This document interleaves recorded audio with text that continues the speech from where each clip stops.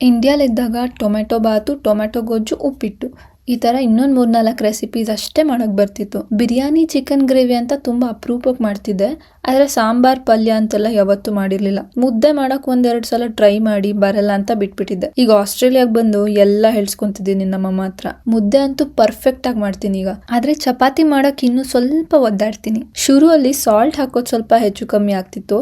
ಈಗ ಅದನ್ನು ಸರಿಯಾಗಿ ಹಾಕ್ತೀನಿ. ನಮ್ಮಮ್ಮ ಮಾಡೋ ಅಡುಗೆಗೆ ತುಂಬ ಜನ ಫ್ಯಾನ್ಸ್ ಇದ್ದಾರೆ, ನನ್ನ ಫ್ರೆಂಡ್ಸನ್ನು ಸೇರಿಸಿ. ನಮ್ಮ ಅಣ್ಣ ಸೀ ಫುಡ್ ಎಲ್ಲ ತುಂಬ ಚೆನ್ನಾಗಿ ಮಾಡ್ತಾನೆ. ನನಗೆ ನಾನ್ ವೆಜ್ ಅಂದ್ರೆ ತುಂಬಾ ಇಷ್ಟ. ಒಂದ್ ಕಾಲದಲ್ಲಿ ಮಧ್ಯದಲ್ಲಿ ಕಂಪ್ಲೀಟ್ ಆಗಿ ಸ್ಟಾಪ್ ಮಾಡಿದ್ದೆ. ಎಗ್ ಕೂಡ ತಿಂತಿರ್ಲಿಲ್ಲ.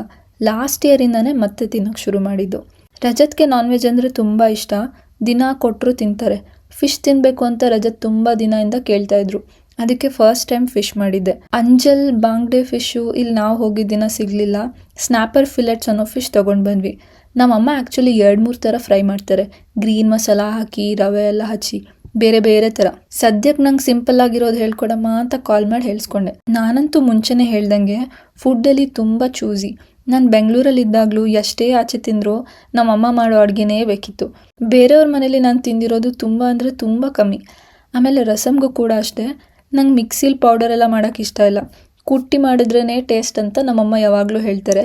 ನಾನು ಅದನ್ನೇ ಫಾಲೋ ಮಾಡ್ತಿದ್ದೀನಿ. ಫಿಶ್ ಫ್ರೈ ನೋಡೋಕ್ಕೆ ಹಿಂಗೆ ಕಾಣಿಸ್ತಿತ್ತು, ಬಟ್ ನಿಜ ಟೇಸ್ಟ್ ತುಂಬ ಚೆನ್ನಾಗಿತ್ತು.